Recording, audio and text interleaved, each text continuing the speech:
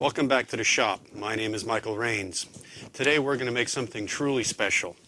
We're going to make something called cold fusion. Now, it's very controversial because cold fusion is said not to exist, or it is said not to be possible, or at least the experiment can't be replicated. Well, I'm going to at least prove one of those myths wrong. We're going to replicate the experiment. And this is how we're going to do it. We're going to take our trusty tube that we used last week. But different things are going to go on. Let me show you. All right, here's the heart of our machine. We have two rods of tungsten carbide, one uninsulated, holding some stainless perf, one insulated with plastic coating, and these little porcelain insulators. You may recognize them. They are fuses. I took the end caps off, hollowed them out, slid them over our tungsten carbide rod for a little heat protection. I don't know if it's going to do much, but we have to do what we can because the process inside here is going to be very, very violent and hot. Now, you can see that this is just the top of the water filter. Here we're going to have our thermometer, our negative and positive connections. Yes, they're just tubes, but there are connections. So now, let's put this puppy together. Okay, now we're going to put some water in our little tank. Yes, you guessed it, it's going to be distilled water, not tap water, not spring water. It has to be distilled. So we're going to pour that in. Okay, we don't want to fill it up all the way, just halfway would be fine. Now we're going to put our anode and cathode array back inside, and that's basically how it sits. Now, we still have to put in our electrolyte, which is KOH. But first, I'm going to talk about the process a little more. Now, what happens in this chamber, it's going to make a plasma arc. It's also going to make hydrogen. What's going to happen when the plasma arc hits the hydrogen? You guessed it. It's going to burn the hydrogen. That's how this process works. The plasma arc and the current make hydrogen and burn hydrogen at the same time. That's why some people say that we can make over unity by using a little energy to excite the hydrogen to make more energy. This is what the big controversy is all about. I don't really care about the controversy. I just care that there is a process going on here, and we're going to get to experience it. Okay. Now we're going to add some KOH. Again, nasty stuff. We're going to put on some safety gear. My trusty yellow glasses, and some nice gloves. Again, I cannot stress safety. KOH, again, was used for drain cleaner. It's nasty stuff. You do not want it on your skin, and especially you do not want it in your eyes. So we have to be very careful with this stuff, okay? All right, we're going to start adding the KOH. Now I'm going to put in a little at a time, so we don't put in too much. Again, if we get too much current flowing, the experiment's not going to work. If we don't get enough current flowing, the experiment's not going to work. So what we're going to do is we're going to put in a little right now, and we're going to close it up, and then we're going to play with it. And we're going to find out at what point we have the right current flow. Yeah, it's a little experimental, but, you know, that's science. So we're going to put in a little more.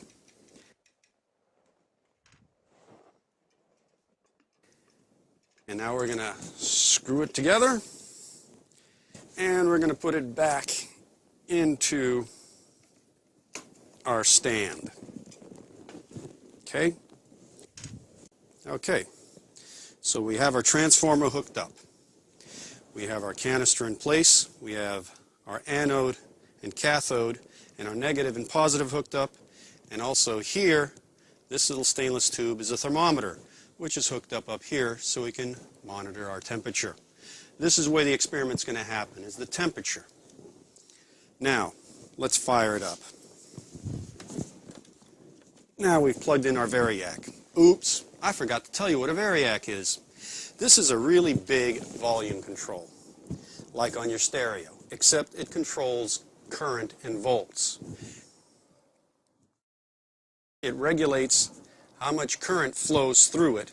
Like let's say we wanted to limit the current that goes to our transformer. Well, we only turned the variac up to 10%. Now, as you can see on our gauges already, we're registering some current and some voltage. Now, we have to warm this up slowly. You can also see that we're bubbling here inside the reaction chamber.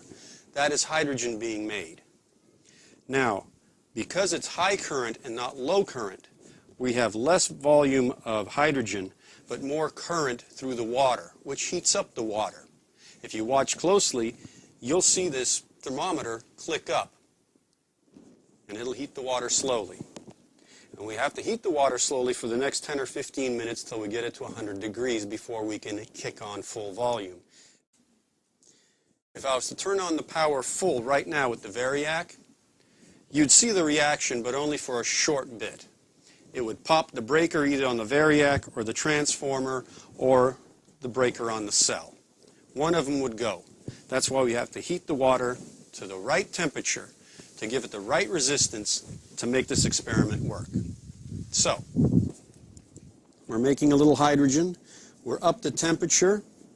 As you notice, our voltage is relatively low. Our amperage has dropped down. Now, I'm going to go ahead and give it some more power. You can see on our what's up meter, we're using 92 to 94 watts of power. But I'm going to turn it up.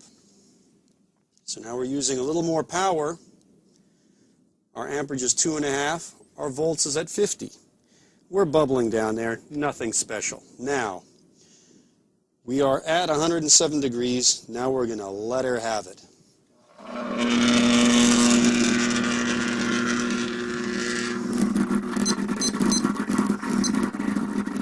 There's our reaction. As you can notice, we're at 250 volts. Our amperage is going anywhere from 3 to 2. And that's the fusion process that supposedly is impossible. It's 182 Fahrenheit. That's warm. See, we're about a 1 3/4 to 2 amps fluctuating. 260 volts. And the temperature is going up slowly. Steam is starting to come out. We're steaming the water in only a few seconds of action.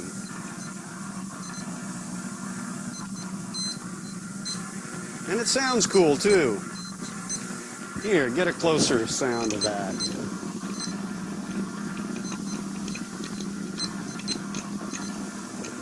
Kind of sounds like a Ferrari underwater, huh? That's cool.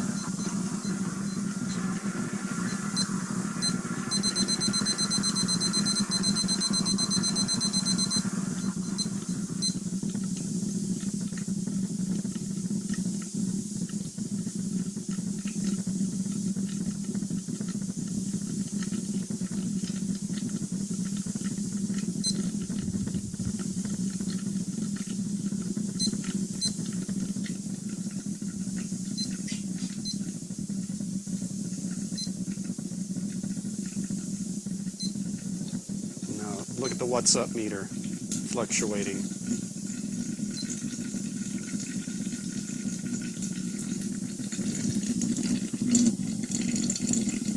think we might be losing an insulator.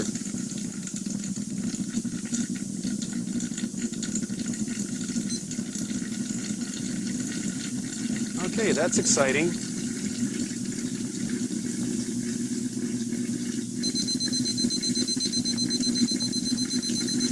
All right, our thermometer is officially not happy. And we're producing steam here, kids.